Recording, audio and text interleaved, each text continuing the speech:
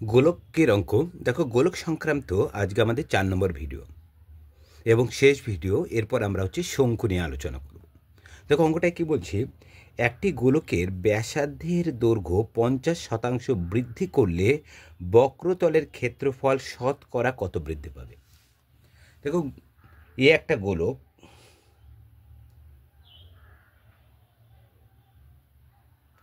গোলকটার কী বলছে, ব্যাসার্ধের দৈর্ঘ্য যাই হোক না কেন, দেখো আমি ব্যাসার্ধের একটা দৈর্ঘ্য আছে এখান থেকে, তাহলে ও আর বি হলো ব্যাসার্ধ, তাহলে ও বি একটা ব্যাসার্ধ আছে। এই ব্যাসার্ধের দৈর্ঘ্য কত শতাংশ বৃদ্ধি করবে? 50% যদি বৃদ্ধি করি সেক্ষেত্রে বক্রতলের ক্ষেত্রফল শতকরা কত বৃদ্ধি পাবে সেটা বের করতে হবে। সর্বপ্রথম যেটা কাজ, 50% বৃদ্ধি করার পূর্বে বক্রতলের ক্ষেত্রফল বের করতে হবে এবং 50% বৃদ্ধি করার পরে বক্রতলের ক্ষেত্রফল কত হবে।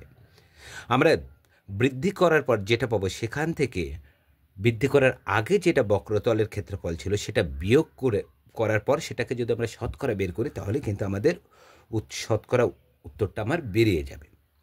তাহলে সর্বপ্রথম যেটা কাজ করতে হবে, আমাকে গোলকটির আগে ব্যাসার্ধ জানতে হবে। যদি ব্যাসার্ধ জানি তবেই আমরা বক্রতলের ক্ষেত্রফল নির্ণয় করতে পারবো, কারণ বক্রতলের ক্ষেত্রফলের ফর্মুলা কি?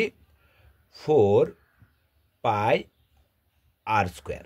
এই আর মানে কি? ব্যাসার্ধ।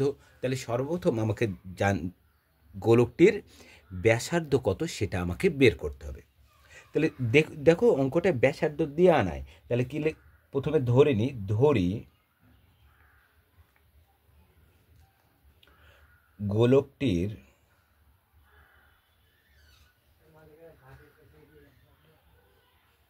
গোলকটির ব্যাসার্ধ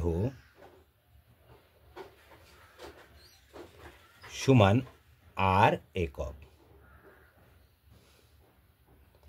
যখন আমি ব্যাসার্ধ পেয়ে গেলাম তখন কিন্তু আমরা বক্রতলের ক্ষেত্রফলটাও কিন্তু আমরা নির্ণয় করতে পারবো, কারণ বক্রতলের ফর্মুলা কি?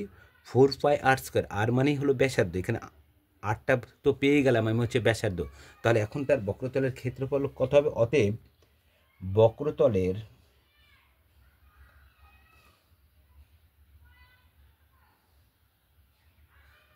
বক্রতলের ক্ষেত্রফল হবে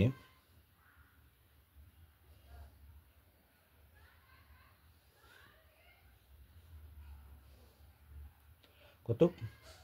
4πr²। ক্ষেত্রফল মানে কি লিখবে এখানটায়? বর্গ একক। দেখো যখন গোলকের ব্যাসার্ধ আর একক থাকছে তখন বক্রতলের ক্ষেত্রফল হচ্ছে কি? 4πr² বর্গ একক। কি বলছে এবার? ব্যাসার্ধের দৈর্ঘ্য 50% বৃদ্ধি করব।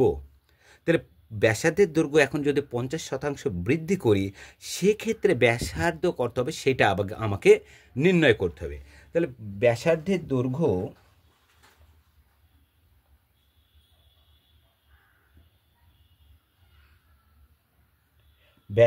দৈর্ঘ্য কত শতাংশ বৃদ্ধি করব আমরা? 50%। 50% বৃদ্ধি করলে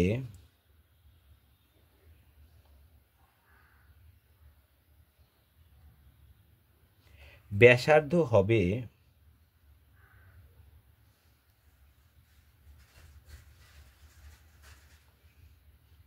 কত হবে?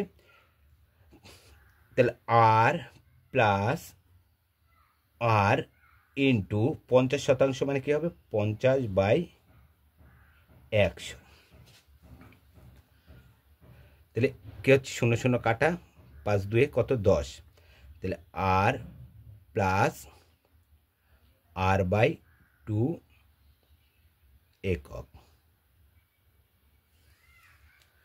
তাহলে ভগ্নাংশে যোগ করে দাও, 1 আছে, তাহলে 1 আর 2 লসাগু কত হচ্ছে? 2 লসাগু হচ্ছে, 2 1 কে 2, তাহলে কি হচ্ছে?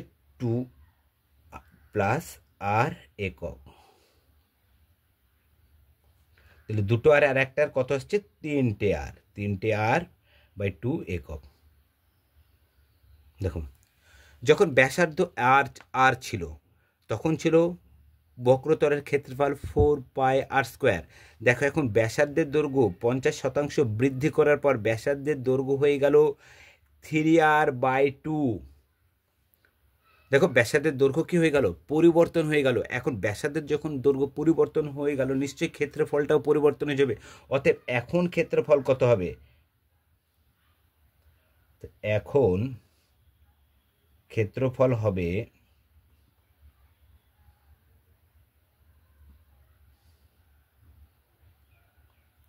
এখানে বক্রতলটা উল্লেখ করে দিই।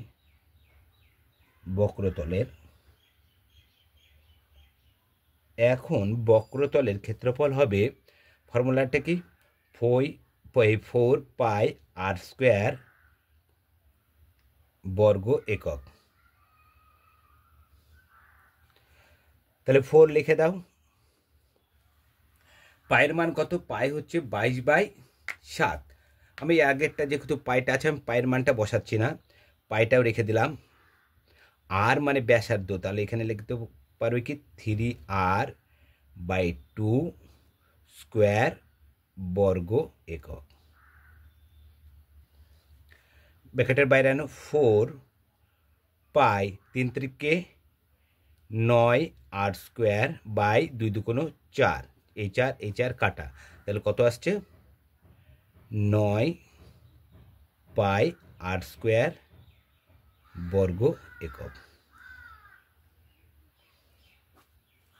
লক্ষ্য করে এবার, যখন ব্যাসার্ধ ছিল আর তখন বক্রতলের ক্ষেত্রফল ছিল 4πr²। 50% যখন বৃদ্ধি করে দিলাম তখন ব্যাসার্ধ হয়ে গেল 3r/2। সেক্ষেত্রে দেখো বক্রতলের ক্ষেত্রফলটাও কিন্তু পরিবর্তন হয়ে গেল। এখন আসলো কি 9πr²। তাহলে আমরা লক্ষ্য করছি, দেখো ক্ষেত্রফলটা বৃদ্ধি পেল। এখন বৃদ্ধি কতটা পেল? যখন আর ছিল তখন ছিল দেখো 4πr²। এখন হচ্ছে ব্যাসার্ধ আছে 3r/2, তখন হয়ে যাচ্ছে 9πr²। তাহলে ক্ষেত্রফল কতটা বৃদ্ধি পেল? ক্ষেত্রফল বৃদ্ধি পেল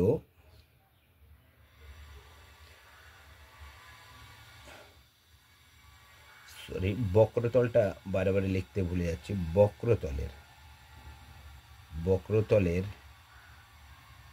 ক্ষেত্রফল বৃদ্ধি পায়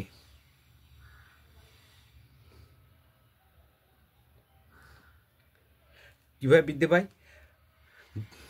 বৃদ্ধি করা, দেখো ব্যাসার্ধ 50% বৃদ্ধি করার পর যেই বক্রতলের ক্ষেত্রফলটা পেলাম সেখান থেকে বৃদ্ধি করার আগে যে বক্রতলের ক্ষেত্রফল ছিল সেটা বিয়োগ করে দিলে কতটা পরিমাণ বৃদ্ধি পেল সেটা আমরা বের করে নিতে পারবো। তাহলে এখানে কি লিখতে পারি?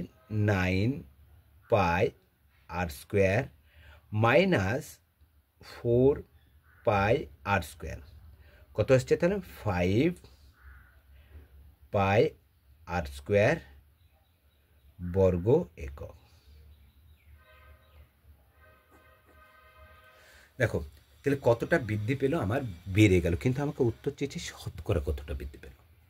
তাহলে শতকরা, তাহলে মনে রাখতে হবে সব সময়। এখন এই যে 5πr² হচ্ছে ক্ষেত্রফল বৃদ্ধি পেল, এখন এটা কোনটার উপর বৃদ্ধি পেল? সব সময় মনে রাখবি, সব সময় বৃদ্ধি পাক বা হ্রাস পাক সেটা সবসময় পূর্বের উপরে ধরতে হয়। তাহলে পূর্ব মানে কি? বক্রতলের ক্ষেত্রফল যখন প্রকৃত বক্রতলের যেটা ক্ষেত্রফল পাবো সেখান থেকে বৃদ্ধি হোক বা হ্রাস হোক সেটার উপরে ধরবো। তাহলে দেখো, তাহলে এখানটায় 5πr² বৃদ্ধি পেল। কার পরে বৃদ্ধি পেয়েছে? 4πr² বর্গ এককে বৃদ্ধি পাচ্ছে কত? 5πr²। আর শতকরা বলেছে, তাহলে একে কত, 100তে কত বৃদ্ধি পেল সেটা বের করে দিলেও কিন্তু আমার উত্তরটা হয়ে যাবে। তাহলে 4πr² বর্গ এককে বক্রতলের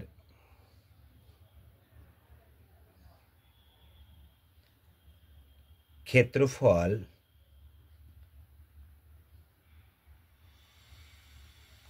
বৃদ্ধি পায়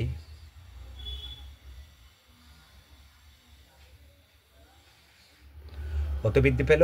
5 পাই আর স্কোয়ার বর্গ একক। দেখো 4 পাই আর স্কোয়ার বর্গ এককে ক্ষেত্রফল বৃদ্ধি পেল কি 5 পাই আর স্কোয়ার বর্গ একক।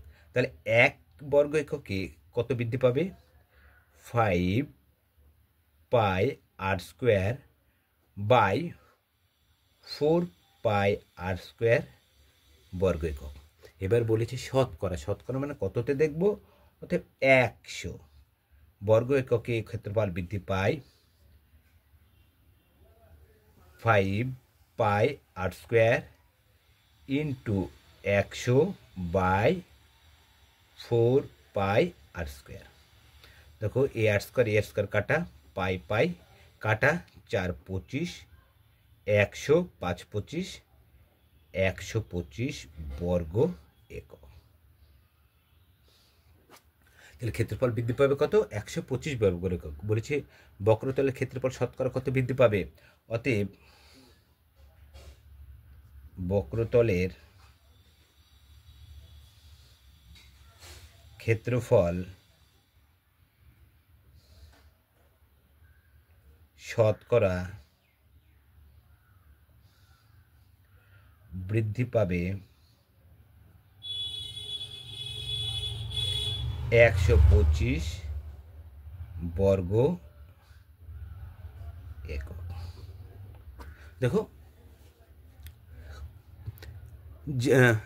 তাহলে কি আমরা দেখো একটি গোলকের ব্যাসার্ধের দৈর্ঘ্য 50% বৃদ্ধি করলে বক্রতলের ক্ষেত্রফল শতকরা বৃদ্ধি পাচ্ছে কত? 125 বর্গ একক। তাহলে কীভাবে করলাম অঙ্কটা?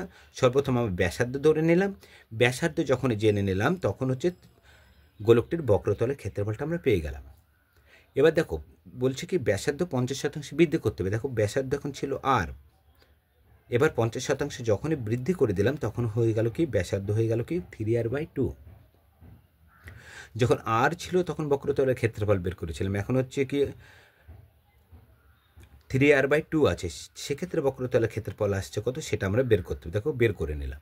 তাহলে 9 পাই আর স্কোয়ার, এই 9 পাই আর স্কোয়ারটা কি হচ্ছে? এটা 50% বৃদ্ধি করার পরে বক্রতলের ক্ষেত্রফল আসলো।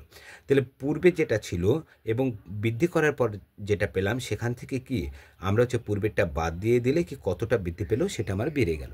এখন এটা কার পরে বৃদ্ধি পেলো? পূর্বের পরে। তাহলে 4 পাই আর স্কোয়ার বর্গ এককে বক্রতলের ক্ষেত্রফল বৃদ্ধি পাচ্ছে কত? 5 পাই আর স্কোয়ার। একে কত? 100তে কত? তাহলে দেখো খুব সহজে আমাদের অঙ্কটা হয়ে যাচ্ছে। তাহলে গোলক নিয়ে আমরা এটা আজকে শেষ ভিডিও। সামনে আমরা শঙ্কু নিয়ে আলোচনা করব। শঙ্কুর উপরে আমরা বেশ কিছু ভিডিও করব, সেখান থেকে তোমরা শঙ্কু সম্পর্কে অনেকগুলোই প্রশ্নের উত্তর তোমরা ওখানে পেয়ে যাবে, যেখানে যে ধরনের পরীক্ষা তোমাদের পরীক্ষা আছে সেই সম্পর্কে আলোচনা করা হবে। এবং আমার যেটা চ্যানেল ম্যাথ সাইন, একটা নতুন চ্যানেল, সেটা ম্যাথ সাইন। এখানে আমরা দুপুর 12টার সময় একটা শর্ট ভিডিও ছেড়ে থাকি। তাছাড়া আমার এই চ্যানেলটাতে আমরা 6টার সময়তেও আমরা একটা ভিডিও ছেড়ে থাকি, শর্ট ভিডিও, যেখানে বিভিন্ন কম্পিটিশন পরীক্ষার অঙ্ক তোমরা এখানে প্রতিদিন, তাহলে আমার দুটো চ্যানেল থেকে প্রতিদিন দুটো করে শর্ট ভিডিও পেয়ে যাবে। তোমরা যদি দুটো করে শর্ট ভিডিও দেখতে পারো তাহলে বিভিন্ন কম্পিটিশন পরীক্ষায় তোমাদের পাশ করা কি অনেকটাই সহজ হয়ে যাবে। এবং সেখানে আমরা নিয়ম সহ উল্লেখ করে দিই যে কীভাবে অঙ্কগুলো করা হয়েছে। তো যদি তোমাদের চ্যানেলটা ভালো লেগে থাকে তাহলে তোমরা লাইক, কমেন্ট, শেয়ার, সাবস্ক্রাইব করো। আজ এ পর্যন্ত। পরে আমরা শঙ্কুর ভিডিও নিয়ে আমরা তোমাদের সামনে আমরা উপস্থিত হব।